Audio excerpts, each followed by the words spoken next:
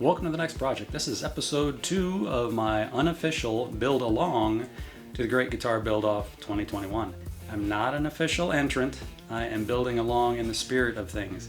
I know that I won't be able to get this guitar done by the deadline, and when they wave the checker flag and have the champagne and everybody cheers and goes home, I'll still be building bits and pieces and parts, very likely. In the first episode, I did a lot of behind the scenes work, and some people with very keen eyesight noticed that I had used some birdseye maple on the inside of my test piece. And they were like, hey, what's up with that? Are you crazy? Well, it's kind of a planned mistake of sorts. I only had one piece of this birdseye maple, so I couldn't make a full set of sides. But I wanted to check this glue that I use, the urea formaldehyde glue, to see if it would wick through or soak through figured veneer, and it did not. So that's a really good test. Another thing, since this side did turn out, I wanted to be sure that I could make it with something that I can easily match. And this outer plain veneer, which is maple, which I call vanilla maple, is easy to come by, and I can find another piece that will look just like it. Actually, I have other pieces that look just like it. So I can make another piece for this side to make a full guitar, another test in the future. On to this episode. I'm taking everything that I did in the first episode and putting it to practice, putting it to use, using my side molds to build new sides to actually make a guitar shape. I ordered new birdseye maple veneer for the outside. Also ordered some flamed ash. They're both really nice. Both would have been great choices. And they came wrapped in this brown mystery veneer that I didn't order. This was wrapped around the other two to protect them in shipping. And I pulled it out of the box, and this brown veneer, wood veneer was screaming at me, "I'm guitar wood!" And I heard it. And so I decided to give it a try, and I think it's going to look really nice. Especially if I go with a light figured top, it's going to be a really good contrast, but let's not get ahead of ourselves. I don't know what I'm doing on the top. I was putting a side together at the point. So in this episode, we're making sides, which did turn out well with one hiccup, which we'll see in a little bit.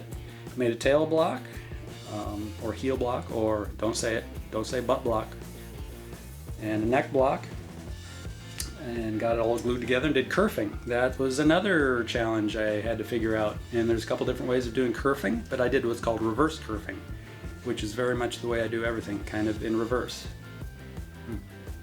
So let's start the next project.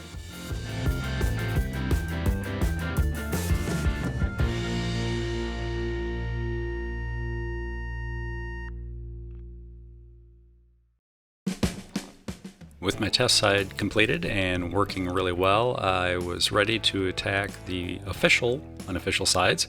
Here I'm cutting all of my side pieces to length and softening the mystery outer veneer that I'm going to be using. It was a little dry, a little brittle, so I sprayed it with some veneer softener, let it sit overnight between some paper towels and some weight to flatten it out, make it more pliable. Here I'm applying the UF resin glue with a roller, only to the long grain pieces. If I add it to the short grain pieces, the short grain veneer tries to buckle, which you can see it kind of rippling there.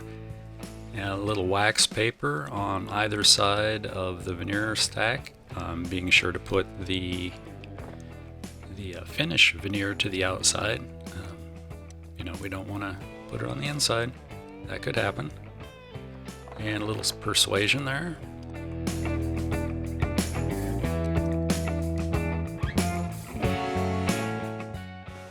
It's looking pretty good. I think this might go okay. I do a different clamping pattern every time.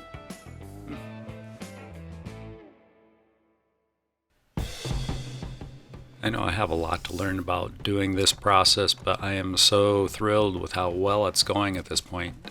The sides, once molded and clamped and left overnight, come right out of the form, no problem at all. The first side went I'd say almost flawlessly. The second side was going pretty well, but as we'll see, there is a slight wrinkle that appears, and it has to do with that short grain veneer stacking. I guess I wasn't paying quite enough attention, and I also taped the opposite end firmly. As you can see, there's a big wad of blue tape down on the left end, and that's what I'll call the tail end of the veneer stack. On the first side, I taped the front end up by where the neck would be. And I think what happens, and what helped cause the wrinkle that ends up appearing, is the fact that once I'm clamping the veneers in place, they bind and they stick in some places, and if they can't move freely enough in others, then that wrinkle can appear, which we're going to see here in just a little bit. It's not a big deal, and I'm able to take care of it in another step. Learning curve. You know, this whole project is about learning what may happen, and hopefully finding better ways to do this process and project in the future.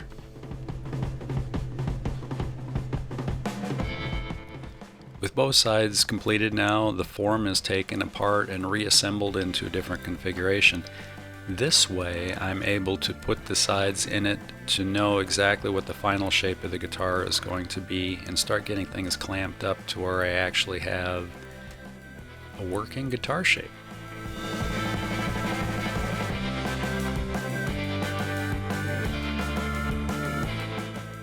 And the dreaded wrinkle.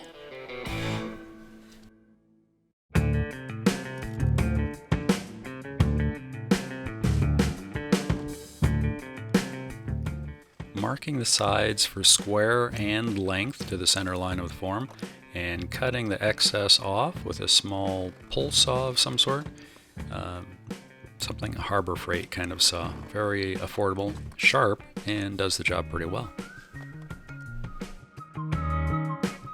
I don't really have any fancy jigs or anything set up for cutting this, so I just use a bunch of scrap wood and some clamps and go to town. And it looks like everything's fitting.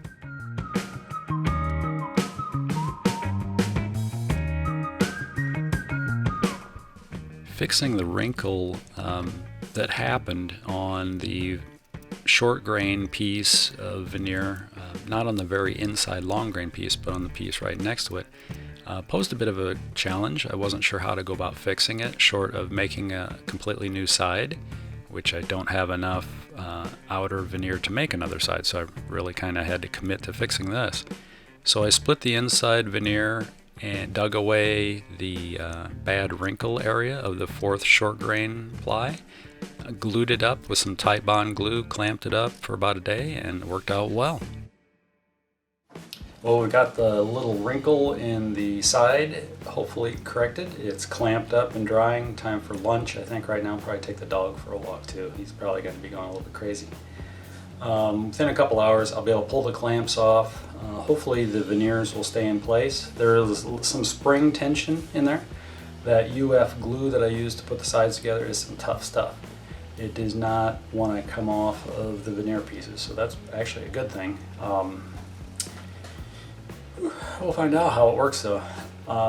Once I get the kerfing on the sides, get the tail block and the neck block glued in, and the kerfing on the sides, I'll probably cut some short side ribs and cover up that incision where I had to fix the wrinkle in the veneer. So it's not going to be a structural issue at all. It's going to be as strong as any other part of the guitar. So I think we've got a successful repair or surgery or whatever the term should be.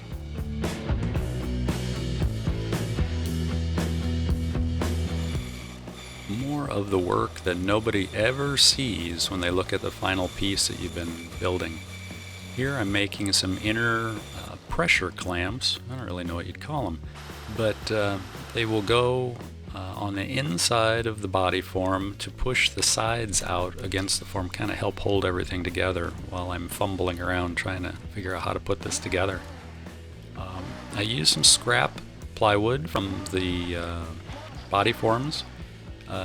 laid the body form over it, traced the shape, cut it out on the bandsaw. Now I'm trimming it, and since my body width is pretty narrow, I have to put a relief, I don't know if you call it a rabbet in this, or a cut, so it won't be in the way of the kerfing that I'll be adding in a little bit. Always got to think a step or two ahead. Trying to get the two sides of the new clamps lined up and pieces cut to make them all work. Some threaded rod and some tubing that I had from another project. I did turning an air compressor into a vacuum pump. I had the tubing left over from that. But this is where I didn't quite think another step ahead yet, as the blocks closest to where the neck will need a little bit more modification. We'll see that in a little bit.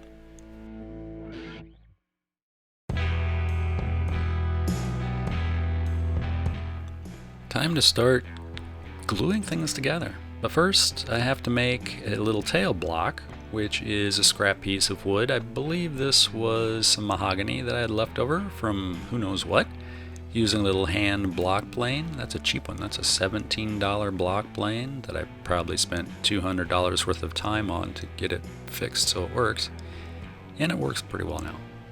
But on to gluing. Little finger applicator with a tight bond. Center things up. Yes, there's a center line on that tail block. Making sure it's square to the body, and adding a few extra little clamps here to squeeze the sides to the tail block. Make sure everything stays nice and tight, because you know when you add glue to fibers, things try to warp and move. This way nothing's moving.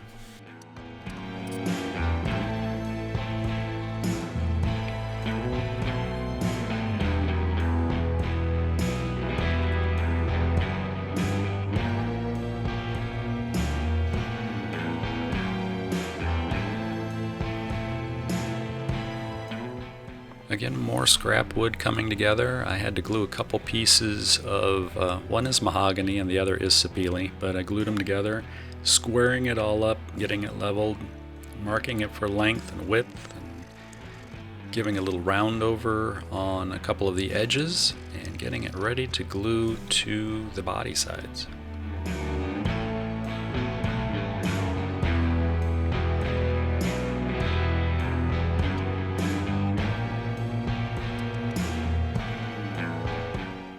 Not knowing the proper luthier way to do this, I improvise and make things up to fit my abilities and my needs. I used a little bit of blue tape to do a couple things. First, to hold the two sides together where I'm going to glue the block in. I can squeeze it nice and tight and get it in there. Second, that tape keeps glue from pushing on through the gap where the two sides come together. And using a bunch of clamps to hold the block in place. And the process went pretty well. For not knowing exactly how to approach it, it worked out.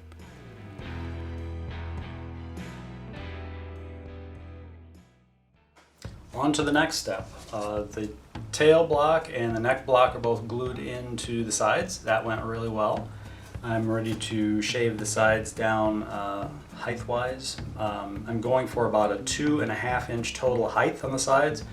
So when the top and back are glued on, I'll have about a 2 3/4 inch overall width to the guitar at the sides. Now I'm going to start making the kerf lining, or kerfing, the little slit up pieces of wood that bond the sides and the top to hold it all together, or help hold it all together. So I went to my local store and bought some various wood. I had some mahogany that I slit up and made some kerfing out of, but it's really dry and really hard, surprisingly, even at a 1/4 inch thick. It doesn't want to bend very well. So I picked up some basswood, or basswood as some people call it, but I heard it's basswood because it's what they made bass lures out of, fishing lures. Don't know if that's true. I gotta stop talking. Let's keep moving with the next project.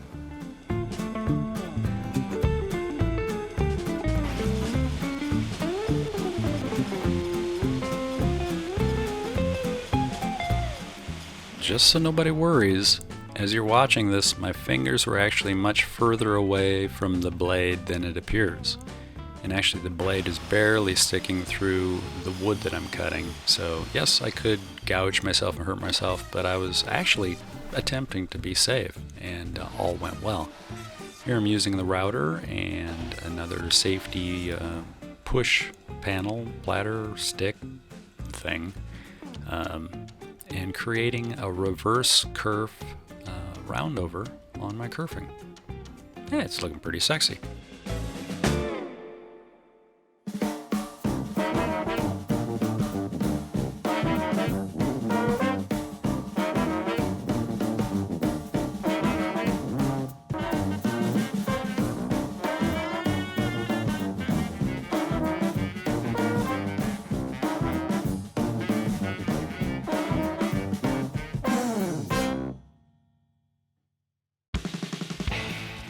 I keep reminding myself this is my first attempt at building an acoustic style guitar, and I'm really a fish out of water. I have watched a bunch of videos, and I'm trying to borrow as many ideas from other people who have done this as possible. Here I'm using the little hand block plane again to bring the sides down closer to a finished dimension, also make them square and level. And I'm soaking the kerfing and attaching it temporarily to the outside of the form. I learned this from O'Brien Guitar's videos. He pre-bends it, helps soften the kerfing and give it the general shape that it's going to be glued to. And then I apply some tight bond, and I think I used a total of 96 clothespins.